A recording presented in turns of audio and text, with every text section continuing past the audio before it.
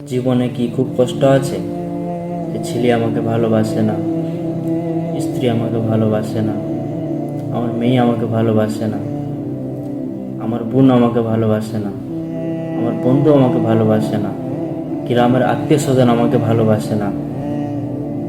বাবা হয়তো এই জন্যে কষ্ট পাচ্ছে যে ছেলের জন্য আমি জীবনে কত কিছু করলাম, কিন্তু ছেলে আমাকে এখন সম্মান দেয় না, ভালোবাসা দেয় না। বাবা হয়তো এই জন্য কষ্টের মধ্যে আছে, মা হয়তো এর জন্য কষ্টের মধ্যে আছে। ছেলেকে আমি 1 বছর বা 10 মাস বা 9 মাস পেটে রেখে আমাকে এখন সম্মান দিচ্ছে না, ভালোবাসা দিচ্ছে না, আমার কথা শুনছে না। হয়তো মা এর জন্য কষ্টের মধ্যে আছে, বোন হয়তো এর জন্য কষ্টের মধ্যে আছে যে ভাইকে আমি এতটা ভালোবাসি, আমি ছোট বোন, ভাই আমার খোঁজ নেয় না। ছেলে হয়তো এর জন্য কষ্টের মধ্যে আছে যে বাবা আমার কথা বুঝতে পারে না। বউ হয়তো এর মধ্যে কষ্টে আছে যে আমি মা বাপকে ধুই, তোমাকে বিয়ে করে তোমার বাড়িতে এসেছি, কিন্তু তুমি আমাকে সম্মান দিচ্ছ না, তুমি আমার প্রতি কোনো গুরুত্ব দিচ্ছ না। হয়তো এর মধ্যে কষ্টের মধ্যে আছে। স্বামী হয়তো এর জন্য কষ্টের মধ্যে আছে যে আমি মা বাপের সাথে ঝগড়া করে তোমার জন্য খাবার নিয়ে আসি, নুকি নুকি তোমাকে খাওয়াই, নুকি নুকি তোমাকে ঘুরতে নিয়ে যাই, কিন্তু তুমি আমাকে সম্মান দাও না, ভালোবাসো না। এসব কারণে হয়তো তোমরা কষ্টের মধ্যে আছো। কিন্তু আমার আল্লাহ বলছে, আমার বান্দা, মানুষ হলো মাটির মানুষ, ভুল করবে, তুমি তাকে ক্ষমা করে দাও। সে হয়তো একদিন মরে যাবে। তুমি কি, তোমার এই কষ্টগুলো আছে, কিন্তু তোমাদের থেকে বেশি আমার কষ্ট। আমি মানুষকে কত কি দিয়েছি জীবনে, তারপরে মানুষ আমার সাথে কি ব্যবহার করেছে। মানুষকে আমি আমার ভালোবাসা দিয়েছি, মানুষকে আমি চোখ দিয়েছি, মানুষকে আমি কান দিয়েছি, মানুষকে আমি দাঁত দিয়েছি, মানুষকে আমি হাত দিয়েছি, মানুষকে আমি পা দিয়েছি, মানুষকে আমি দুটো কান দিয়েছি, মানুষকে আমি থাকার জন্য একটা ঘর দিয়েছি। মানুষ ঘুরবে বলে এত বড় দুনিয়া তৈরি করেছে। মানুষ মানুষ যদি একা না থাকে, তার জন্য আমি তাকে বাবা দিছি, মা দিছি, স্ত্রী দিছি, ভাই দিছি, বোন দিছি। এত কিছু দেওয়ার পরেও তারপরে তোমাকে যদি কেউ ক্ষতি করে, আমার বান্দাকে যদি কেউ কিছু খারাপ করে, তার জন্য আমি জাহান্নামকে তৈরি করেছি। তুমি আমার ধর্মটাকে বুঝতে পারবেন বলে আমি নবীগুলোকে পেটেছি, তুমি ধর্মটাকে বুঝতে পারবেন বলে আমি তাকে কোরআন দিয়েছি। এত কিছু দেওয়ার পরেও মানুষ এখন আমার সাথে কি ব্যবহার করছে। কিছু মানুষ আছে যে মাটিকে পুজো করে, কিছু মানুষ আছে যে ঈসা নবী হলো আল্লাহর ছেলে, নওয়াজবিল্লাহ। আবার কিছু মানুষ আছে যে ওজৈর আলাইহিস সালাম, উনি একটা নবী ছিল, ওনাকে আল্লাহর ছেলে বলে মানত। নওয়াজবিল্লাহ, এরকম কখনো হইতে পারে না। কিন্তু জমিন আসমান সাক্ষী আছে যে আল্লাহ তাআলা আল্লাহর সাথে কে কিরকম ব্যবহার করেছে। জমিন আসমান সাক্ষী আছে, কায়ামতের দিন জমিন আসমান সাক্ষী দেবে যে এই মানুষ এরকম কাজ করলো আর এই মানুষ এরকম কাজ করলো। মানুষ কিছু বুঝতে পারবে না বলে আমি এত কিছু দেওয়ার পরেও কোনো মানুষ যদি গুনাহ করে, তখন এই ফেরেশতাগুলো আমাকে কি বলে জানো? বলে, আল্লাহ তোমার জিনিস খেয়ে তোমার নাফরমানি করছে, তুমি আমাকে আদেশ দাও, আমি এদেরকে ধ্বংস করে দেব।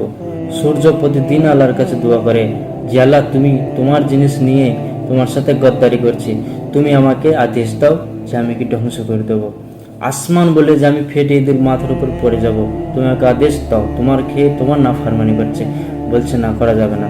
মাটি বলে আমি ফেটে যাব, এরা যা গুনাহ করছে, তোমার খেয়ে তোমার কথা শুনছে না। আল্লাহর যত মখলুক আছে সব আমাদের উপরে রেগে আছে, কেন জানো? আমরা আল্লাহর খেয়ে আমরা আল্লাহর কথা শুনছি নি। আল্লাহ কাছে এই দোয়াগুলো যখন করে, আল্লাহ বলে না, তোমরা এইসব কাজ করতে হবে না। তুমি যদি নিজে তৈরি করো আমার বান্দাকে, তাহলে যাও, তুমি যা মন তাই করবো, আমি কিছু বলবো না। তখন তারা বলে, আল্লাহ আমরা তো তৈরি করি, তুমি তৈরি করিস। বলছে ঠিক আছে, তাহলে আমার আর আমার বান্দার মাঝখানে তোমরা আসবে না। আমি তাদের জন্য বসে আছি, তারা হয়তো আমার কাছে ক্ষমা চাবে, আমি তাদের জন্য ক্ষমা করার জন্য বসে আছি। আমি কি চাই তারা জাহান্নামে যাক? কোনো মানুষ আমাকে আঙুল তুলতে পারবে না যে আমি তাকে কি জন্য জাহান্নামে দিছি, কি জন্য আমি তাকে জাহান্নাম থেকে বের করছি নি, কি জন্য তাকে আমি আমার সাহস থাকার সাথে সাথেও আমি তাকে জাহান্নামে দিছি। কোনো মানুষ আমাকে আঙুল তুলতে পারবে না। তার জন্য বলছি, তোমরা কিছু বুঝতে পারো না বলে আমি তোমাকে নবী দিয়েছি। নবীগুলো কত কষ্ট করেছে, আমার হাবিব সাল্লাল্লাহু আলাইহি ওয়াসাল্লাম তোমার জন্য কত কষ্ট করেছে। উনি রাত্রিবেলা একদিন খাটের উপর ঘুমিয়ে আছে, খাটের কখনো এই পাকে ঘুরে ঘুমাচ্ছে, কখনো ছটমট ছটমট করছে। মা এসে বলছে, ইয়া রাসূলুল্লাহ, আপনার কি হয়েছে, আপনি এরকম কেন করছেন? বলছি 3 দিন হয়ে গেছে আমি এখনো কিছু খাইনি আয়েশা, তুমি জানো? বলছি, ইয়া রাসূলুল্লাহ, তোমার উপরে আমার মা বাপ কুরবান, তুমি আল্লাহর সাথে চাও না? আল্লাহর সাথে চাইলে এখনো জান্নাত থেকে তোমার জন্য সোনার থালির ভিতরে খাবার আসবে, ফেরেশতা তোমার হাত ধোয়ার জন্য আসবে, তুমি কেন চাচ্ছ না? বলছি, আয়েশা তুমি কি জানো, আমি যদি এগুলো চাই তাহলে আমার উম্মতের ভিতরে যারা গরিব আসবে তারা আমার উপরে আঙুল তুলবে যে আমাদের নবী এত এসমুজ করে গেছে, নিজে ভালো ভালো খেয়ে গেছে, কিন্তু আমাদের জন্য কিছু থুই যায়নি, এত নিজে ভালোভাবে করে আমাদেরকে জন্য কিছু ভালো করে যায়নি। এটা কখনো হইতে পারে না, এটা আমাদের নবীতে এরকম হইতেই পারে না। তার জন্য আমি কষ্টের মধ্যে আছি। নবীজি একবার বসে আছে, মায়েশা দৌড়তে দৌড়তে এসে নবীজিকে বলছে, ইয়া রাসূলুল্লাহ, আমি কি তোমার সাথে একটা জিনিস চাবো, আপনি কি আমাকে দেবেন? বলছি, বলো কি? বলছি, ইয়া রাসূলুল্লাহ, তুমি দুটো হাত তুলে আল্লাহর কাছে দোয়া করো যে আয়েশা যা ভুল করেছে, জেনে বুঝে ছোটবেলায় বড় হই, আল্লাহ যেন সমস্ত ভুলকে ক্ষমা করে দেয়। নবীজি তখনই সঙ্গে সঙ্গে হাত তুলে আল্লাহর কাছে ক্ষমা চেয়েছে যে তুমি আমার আয়েশাকে জেনে বুঝে যা ভুল করেছে আল্লাহ তুমি ক্ষমা করে দাও। মা আয়েশা এই কথা শোনার পরে ওই যেখানে মাটি ছিল তার উপরে ঘুমিয়ে কখনো খুশিতে এইভাবে ঘুরছি, কখনো ওইভাবে ঘুরছি। বলছি, আয়েশা তুমি এত খুশি কেন? বলছে, আমি খুশি হব না? তুমি আমার জন্য এত ভালো দোয়া চেয়েছো। বলছে, আয়েশা কি তুমি জানো, তুমি যে আমাকে বলেছো তারপরে আমি তোমার জন্য দোয়া করেছি, কিন্তু এই দোয়া আমি প্রতিদিন আমার উম্মতের জন্য করি। কোন উম্মতের জন্য করি? যে উম্মত তখন আমাকে চিনে না, যে উম্মত আমার আল্লাহকে চিনে না, যে উম্মত আমার আল্লাহর কোরআনকে পড়ে না, যে উম্মত আমার আল্লাহর মানুষকে ভালোবাসে না, যে আমরা কি এখন নবীর উম্মত আমরা কি ভেবে দেখি? আমার মনে বলে ইসলাম ধর্মটাকে যত ক্ষতি মুসলমান করছে বিভিন্ন ধর্মের মানুষ কখনো করতে পারে না। তারা আল্লাহকে চিনে না, তাদের কাছে কোরআন নেই, হাদিস নেই, ভালো শিক্ষা নেই। তারা কোনো রকম ভুল করলে সেটা তো মেনে নিয়ে যায়, কিন্তু মুসলমান হয়েও যদি আমরা ভুল করি এটা কি মেনে নিয়ে যাবে? কখনো মেনে নিয়ে যাবে না। এটা একটা খুব দুঃখের বিষয়। দুটো মানুষের যদি পানি চেষ্টা লাগে, একটা মানুষের কাছে পানি নেই, সে যদি মারা যায় পানি বেগরে, সেটা তো মেনে নেওয়া যায়, কিন্তু একটা মানুষের খুব চেষ্টা লেগেছে আর সে গর্ত ধারে শুয়ে আছে, কিন্তু সে পানি খাওয়ার জন্য চেষ্টা করছে না, সে মরে গেল, সেটা কি মেনে নিয়ে যাবে? কখনো মেনে নিয়ে যাবে না। ঠিক সেইভাবে মুসলমানের কাছে সবকিছু থাকতেও যদি জাহান্নামে যায়, এটা কি মেনে নিয়ে যাবে? কখনো মেনে নিয়ে যাবে না। মানুষ মাত্রই ভুল হবে। আল্লাহ বলছে মানুষ মাত্রই ভুল, মানুষ হলো ভুলের পুতুল। মানুষ ভুল করবে, ক্ষমা চাবে, মানুষ ভুল করবে, ক্ষমা চাবে। যেভাবে গাছের একটা সীমা আছে, যেভাবে পানির একটা সীমা আছে, জমি জায়গার একটা সীমা আছে, গাছের একটা সীমা আছে, আসমানের একটা সীমা আছে, মানুষের একটা সীমা আছে। কিন্তু একটা জিনিসের সীমা নেই আমার বান্দা, জানো? সেটা করলে আমি তোমাকে ক্ষমা করব, সেটা করলে আমি তোমাকে হেদায়েত দেবো, সেটা করলে আমি তোমাকে মানুষের ভালোবাসা মনে দেবো, সেটা করলে আমি তোমার জান্নাত দেবো। সেটা কি? তুমি যখন ভালো কাজ করবে তার কোনো সীমা নেই। সে ভালো কাজ তুমি চোখ বন্ধ করে করবে, কাউকে যদি পয়সা দেবে গণবে না, তুমি 10 টাকা দেবে, আমি তোমাকে দুনিয়ার ভিতরে অনেক বেশি দেবো জান্নাতের ভিতরে গিয়ে। কিন্তু হ্যাঁ, তারপরে তুমি ভুল করবে, আমার কাছে ক্ষমা চাবে। আমি প্রতিদিন তোমার জন্য বসে আছি।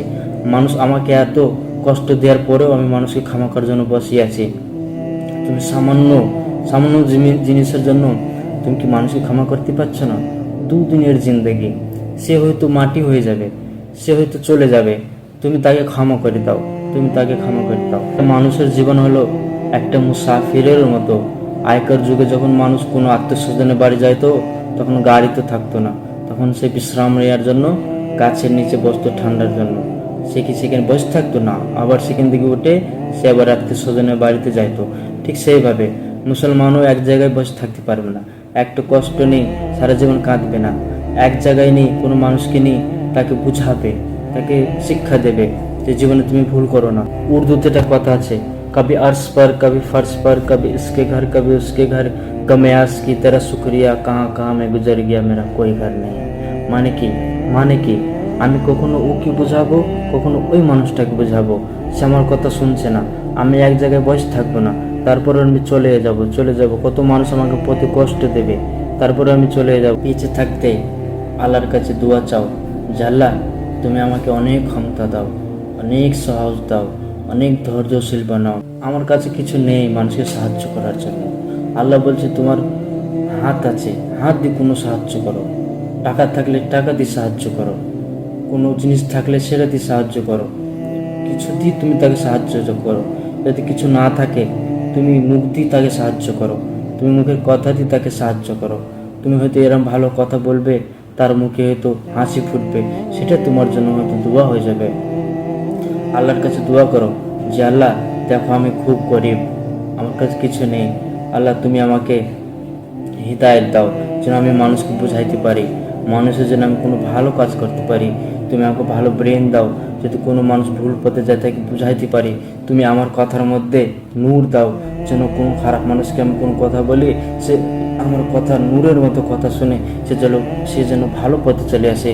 তুমি আমার কথার মধ্যে নূর দাও, কোনো স্বামী স্ত্রী যদি ঝগড়া করে তাকে যদি আমি বুঝাই সে যেন বুঝে যায়। আল্লাহ তুমি আমাকে ক্ষমতা দাও, গ্রামে যদি কোনো খারাপ কাজ হয় সেটা দিয়ে আমি তাকে ঠিক করতে পারি। আল্লাহ তুমি আমাকে ক্ষমতা দাও, কোনো মানুষ যদি লড়াই করে তার মাঝখানে গিয়ে তাকে আমি যেন ঠিক করতে পারি। আল্লাহর কাছে ছোট্ট ছোট জিনিস চাও, একবারে বড় জিনিস চাওয়া যাবে না। আল্লাহ তাআলা বলছে না যে তুমি সারা জীবন আমার পেছনে পড়ে থাকো, না, তুমি দুনিয়াটাকেও দেখো, মানুষটাকেও দেখো, তোমার পরিস্থিতি হিসাবে তুমি কাজ করো। আমি তোমাকে বলছি না যে সব কিছু ছেড়ে দিয়ে আমার পেছনে আসো। কথা বলতে বলতে হয়তো আমি অনেক বড় বড় ভুল কথা বলেছি। আমি কোনো শিক্ষিত মানুষ নেই, আমি কোনো মুফতি নেই, আমি কোনো মৌলানা নেই, আমি কোনো হাফিজ নেই, কিন্তু আমি নবীর উম্মত।